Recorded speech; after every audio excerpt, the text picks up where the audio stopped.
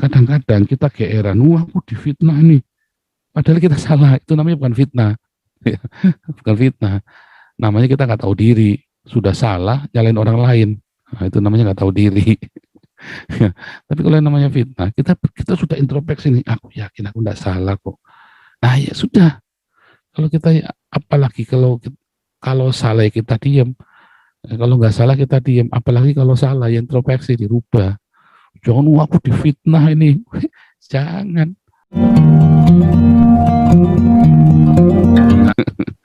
Ya, demi mendapatkan pelayanan yang ini namanya bukan melayani Tuhan ya, melayani jemaat.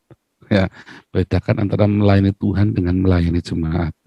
Nah, memang kalau kita melakukan segala sesuatu seperti melakukannya untuk Tuhan. Nah, jadi bedakan. Ini sekali ini sebuah ini ya, sebuah kenyataan. Nah, jadi kadang-kadang kita berpikir namanya melayani Tuhan itu, oh ini kita demi pelayanan kepada Tuhan. Oh salah, ini melayani jemaat. Dan setiap kita yang selalu memberikan yang terbaik, nah itu baru kita melayani Tuhan. Tetapi saat kita melakukannya, kita sedang melayani komunitas kita. Jadi bedakan, dan kita jangan berdalih-dalih, lalu pagi-pagi demi melayani Tuhan dalam tanda kutip, Anda tidak kasih makan anak Anda, langsung pergi ke gereja, anak belum dikasih makan, segala macam, suami belum dikasih, ya kan, belum dimandiin, suami belum dikasih makan, anak belum dimandiin, maksudnya begitu ya, langsung nyelonong aja pergi, ya diamuk lah pulang, jangan pulang sekalian, ngamuk. Bedain ya, kerjakan pekerjaan pelayananmu di rumah itu lebih penting daripada di gedung gereja. Ya, itu lebih penting. Jangan kau korbankan keluargamu demi komunitas. Oh, itu salah besar itu. Sebab Tuhan percayakan suami, istri, dan anak itu kepada kita untuk kita layani. Dengan kita melayani mereka, kita melayani Tuhan. Ya, itu paling penting dalam itu prioritas. Ya, bedakan. Nah, komunitas itu setelah kita melayani keluarga, baru kita melayani komunitas. Ya, jangan dibalik-balik.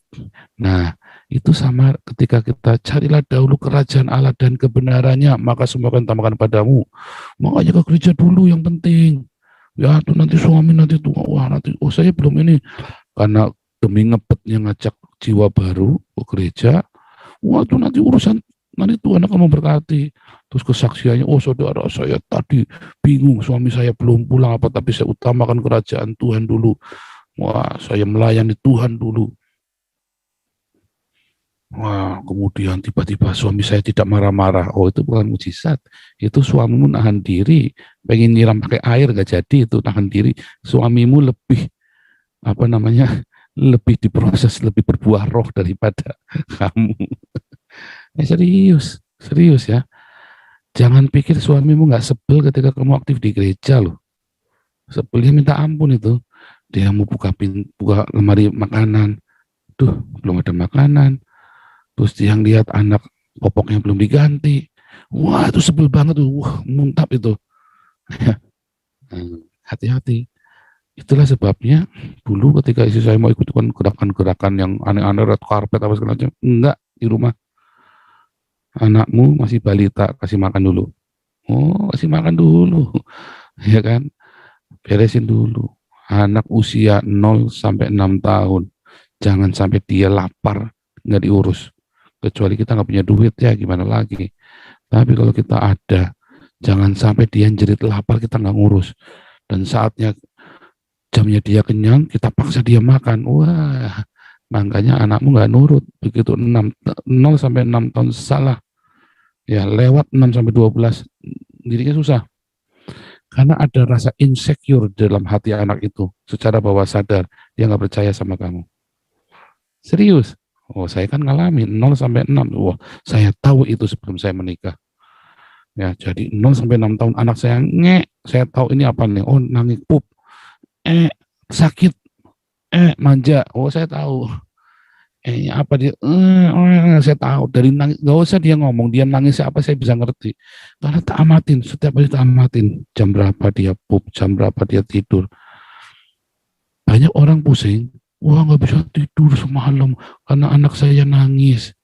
Karena Anda tidak melayani keluargamu, Anda nggak ngerti. Tahu nggak supaya anak itu kalau malam tidur, siang jangan boleh tidur. Sedikit mungkin, oh kesian amat ya, bukan, tetap tidur, tapi kita tahu dihitung jamnya, kira-kira 20 jam dia tidur, makin lama makin kurang jadi 16, jadi 12 jam, begitu dihitung. Terus setiap kali ini bangunin, diajak main. Jadi begitu jam 8 tidur, bangunnya jam 6 pagi. Diatur, kami ngatur begitu. Anak saya semua nggak ada yang bikin susah kita. Kita atur, ya. Itu bisa. Masalahnya saat anak lagi tidur malam-malam kita pakai mainan, usah diganggu, salah. Ada dibuat kita yang ngatur jam tidurnya dia. Nanti dia ikut. Saatnya dia lagi maksa mau tidur, kita ajak main.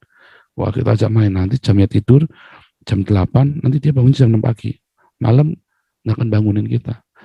Waktu dia lapar, kita tahu dia laparnya apa. Jangan sampai anak nangis, lapar, kita nggak ngerti. Anak itu sampai seharian popoknya nggak diganti. Wih, jangan sampai rasa insecure itu membuat nanti di atas 6-12 tahun itu susah.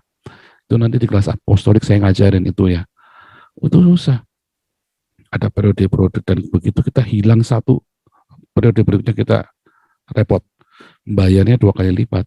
Udah gitu kita nggak mau bayar, malah kita tabokin anak kita. Wah, tambah runyam lagi. Terus kita, wah saya mau ke gereja dulu, melayani Tuhan dulu. Hati saya jadi gak damai nih gara-gara kamu. Salah, kamu bikin damai dulu tuh di rumah, baru kamu pergi ke komunitas. Jangan dibalik-balik. Ya, mencari kerajaan Allah itu bukan seperti itu, tapi kita layani dulu anak-anak. Karena anak-anak yang tidak kita layani dengan baik, ya nanti kita nuai hasilnya. Jangan salahkan Tuhan ketika dia memberontak. Saya banyak lihat anak-anak umur 8-12 tahun itu, dia ngelawan sama orang tua susah sekali. Ya, yang salah siapa? Nggak tahu anak ini kenapa susah begini. Yang salah kita, orang tua. Karena 0-6 tahun dia tidak kita kehilangan rasa secure. Insecure, ya, tidak secure. Tapi kalau 0-6 tahun itu dia benar, 6-12 tahun kita cuma bilang bukan takut ya. Dia cuma nyeringis, hehehe, cuma begitu aja, terus dia ngeloyor. Anak saya itu udah umur 10 tahun kan, nakal-nakalnya tuh 10 lagi belagu-belagunya kan. Dia naik sepeda ngebut, wah hati-hati belok jatuh. Kita cuma ngomong 2 kali saja dan dia jatuh, gubrak, dia cuma pulang berdarah-darah semua, udah dedel semua tangannya. Terus kita cuma tanya, sakit lah, dia cuma diem aja. Terus kita obatin, terus nyengir-nyengir lagi, udah. Tapi nggak sampai yang resek-resek begitu. Karena 0-6 tahun dia secure. Saya hanya pukul anak saya sekali, pakai sabuk sekali ya. Nggak keras-keras juga, cuman gitu. Hanya sekali. Ya, bukan saya pukulin tiap kali. Enggak pernah. Dua-duanya. Padahal saya dulu nakalnya minta ampun loh. Saya waktu kecil tuh saya, ini minta ampun. Karena itu tadi insecure. Jadi waktu karma turunan, oh bukan. Itu rasa secure itu. Ingat-ingat ya, itu melayani Tuhan. Seperti anak panah di tangan pahlawan. Anak-anak itu Anda layani dulu. Jadi ketika kita melayani anak-anak itu, kita sedang melayani Tuhan. Karena anak-anak itu nanti kalau besar dia akan memuliakan nama Tuhan. Dia akan mencari Tuhan dalam kesesakannya seperti kita orang tuanya. Itu melayani Tuhan. Ya, kita sekarang balik lagi masalah Ishak. Enak ya kalau baca Ishak tadi. Ini tadi kan temanya kan mau jadi kaya, menjadi kaya kan.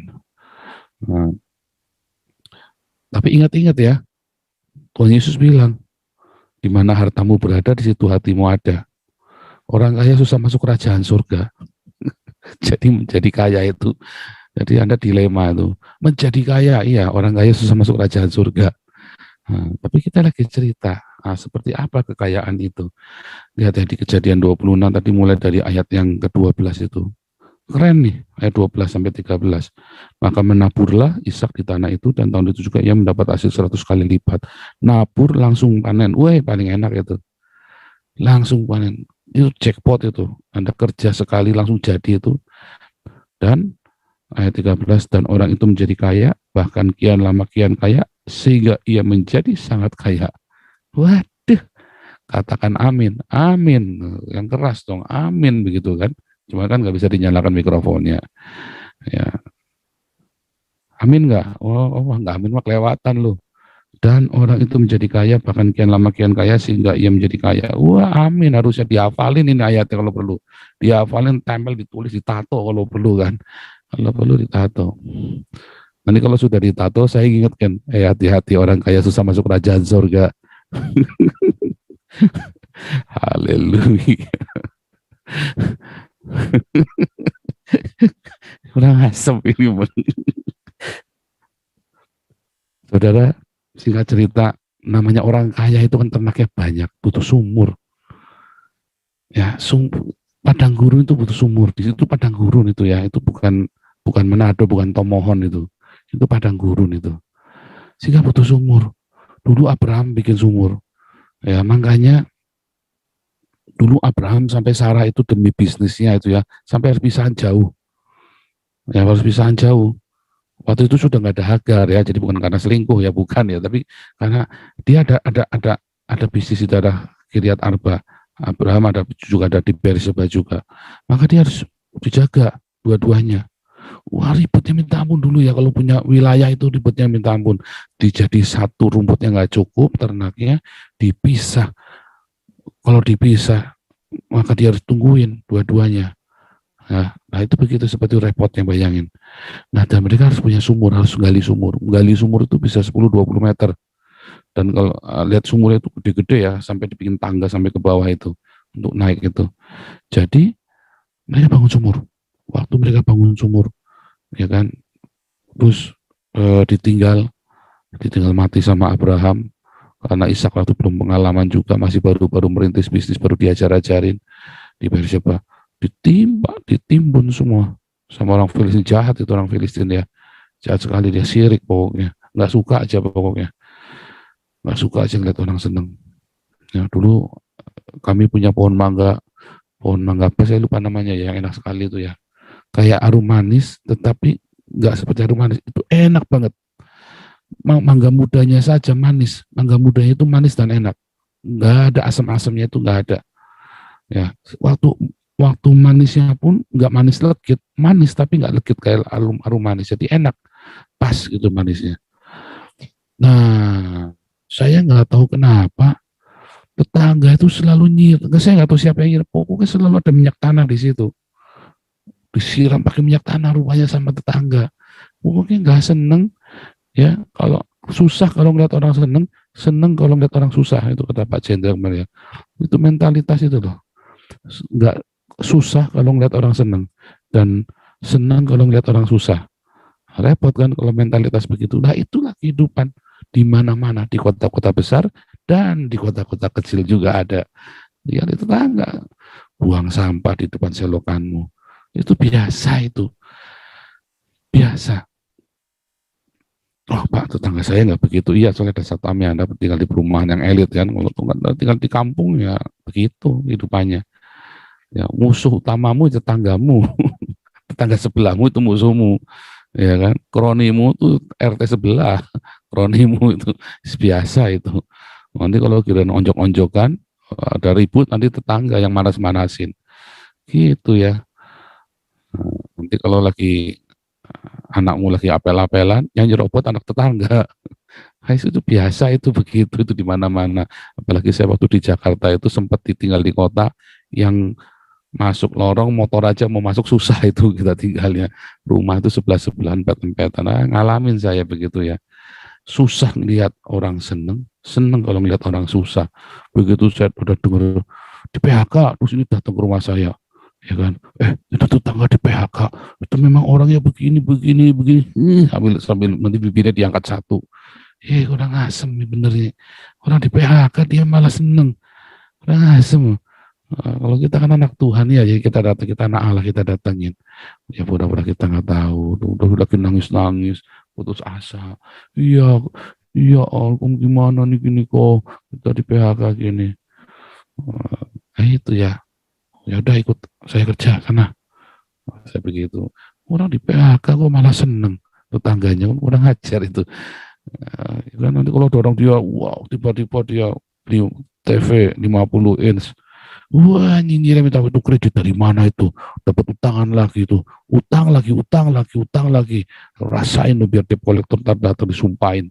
Ah, jadi itu biasa ya. Tetapi lihat ya, ada 3 sumur, ada 4 sumur ya situ ya. Itu sebenarnya lagi cerita proses, sebuah proses ketika orang itu memulai dalam kehidupannya, dia berkarir, entah dia memulai usaha baru, entah dia memulai kehidupan yang baru, atau dia baru menikah, mulai rumah tangga yang baru, atau apapun. Selalu ada satu yang namanya esek ya. Selalu ada yang namanya esek. Ada pertengkaran, ada gesekan. Pertama kali kita masuk, selalu ada gesekan. Dalam komunitas yang baru, selalu ada gesekan. Besi menajamkan besi, manusia menajamkan sesamanya. Esek itu artinya ini ya, perselisihan, pertengkaran. Selalu ada kesalahpahaman. Enggak paham ya, sudah paham pun ya dibikin salah supaya salah paham. Ya kan? Pokoknya tadi susah ngeliat orang senang, senang ngeliat orang susah. Dalam komunitas baru, yang dibutuhkan kita hanya perlu konsisten. Sehingga orang tahu bahwa kita ada kebaikan yang bersama dengan kita. Dan yang diperlukan adalah kita mengalah. Mengalah. Nah, susahnya apa sih mengalah? Susah Pak mengalah itu Pak. Dan ngalah itu gampang, cuman kita diem saja. Ya, yang susah itu bertengkar. Pagi-pagi kita mau ke kantor, bukannya kita jadi ke kantor, ini bertengkar dulu. Nah itu susah. Tapi kalau ngalah udahlah diemin aja, kita pergi aja. Ya kan? Enak kan mengalah? Wah kita mah dulu gitu, saya ribut tetangga. Wah itu tadi mami saya kalau lagi tinggal sama kita, tadi kan sarapannya petasan. Stop. Wah kita begitu dia udah mulai sarapan petasan, istri saya itu, ibu Ana itu langsung colek-colek, tuh, mami udah mulai tuh sarapan petasan tuh. Waduh, langsung cepet bawain bubur ayam. Biar adem, petasan saya jangan meledak.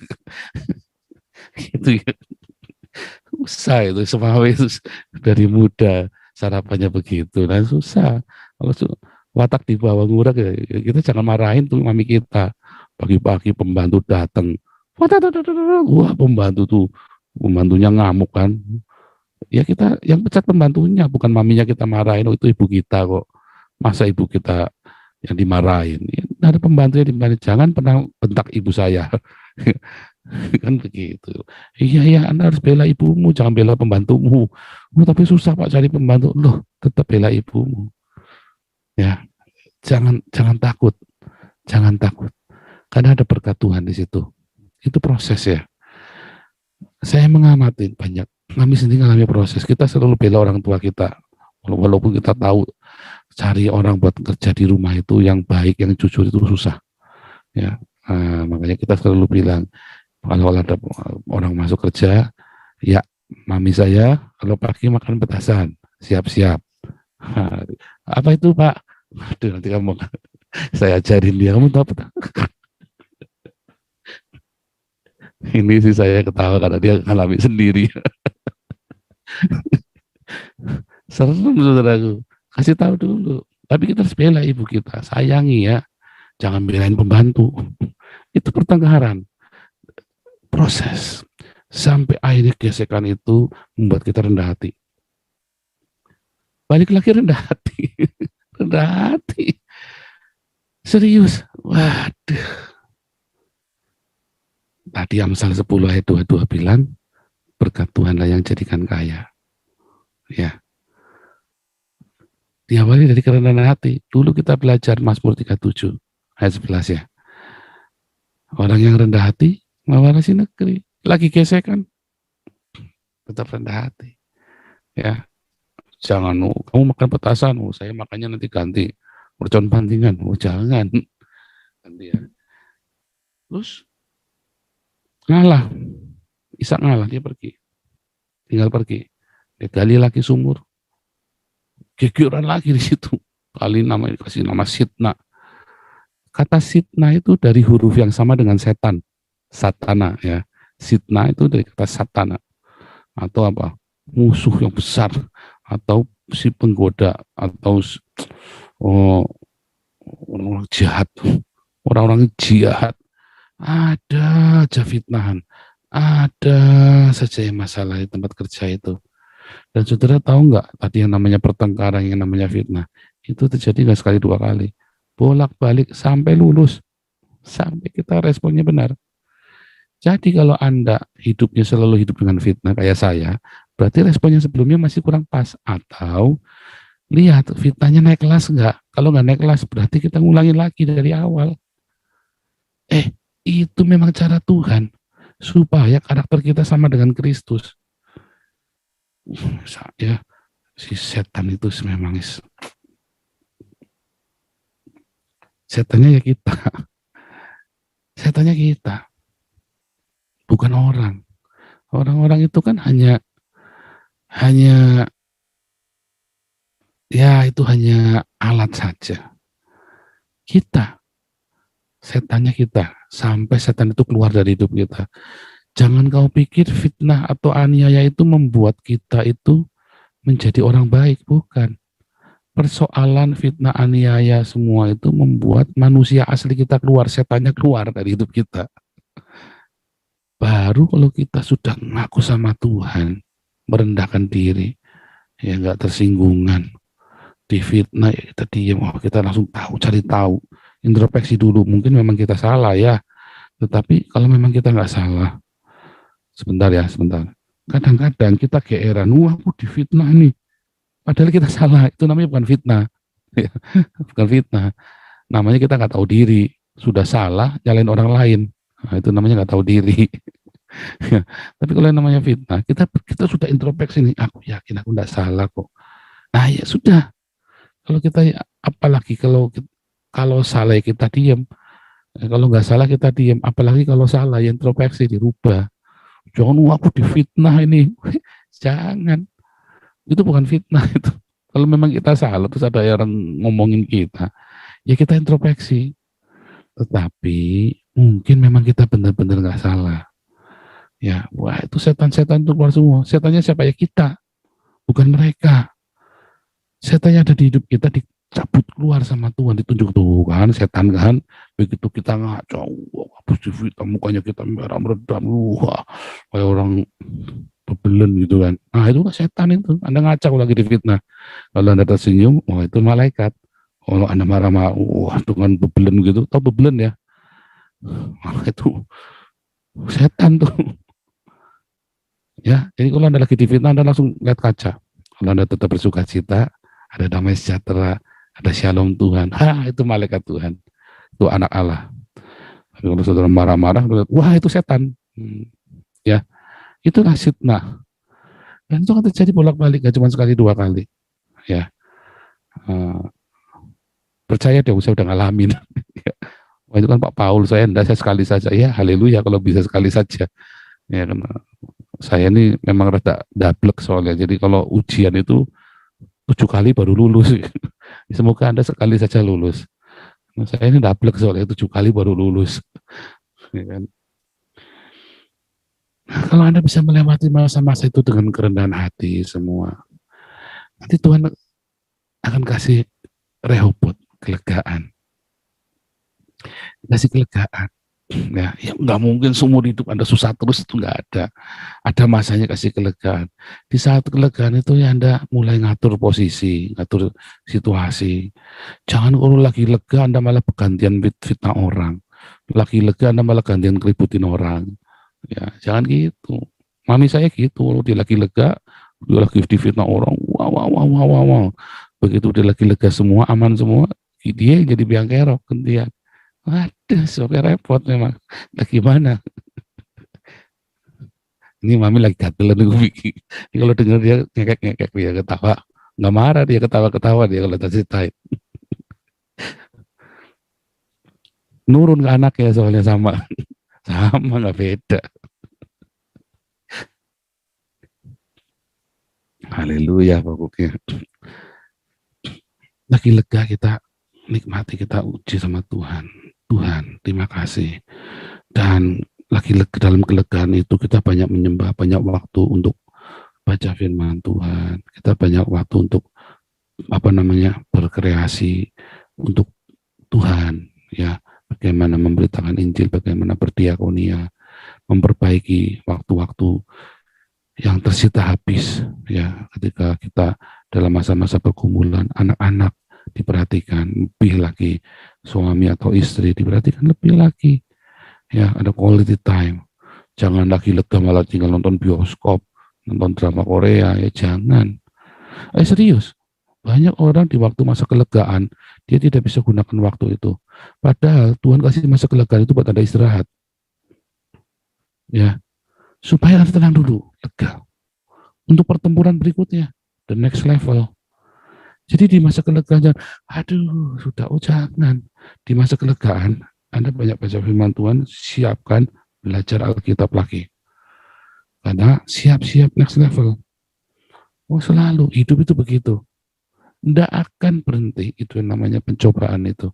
Tidak akan berhenti yang namanya godaan itu. Selalu ada sitnah, selalu ada esek, selalu ada sitnah. Nanti akan mengalami Rehobot. Ada masa-masa kelegaan. Nanti akan mengalami siklus lagi. Dan lebih berat. Sesuai dengan level kita. Sampai respon kita pun lebih sempurna. Sampai begitu ada fitnah, tenang aja, ketawa. Sampai ketika orang ada orang ajak bertengkar pun cuma buat bercandaan doang. Ada orang fitnah buat bercandaan doang. Nah, enak kan? Ada orang fitnah, kamu nih difitnah ini, kamu tuh bisa begini, tenang saja, buat bercandaan saja. Kalau ada orang fitnah itu, kenapa? Karena kita sudah tahu endingnya toh.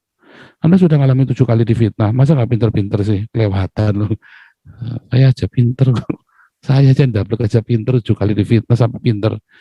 Sampai pinter saya kalau 7 kali difitnah, saya langsung, wah sebentar lagi mau dapat duit nih. Serius.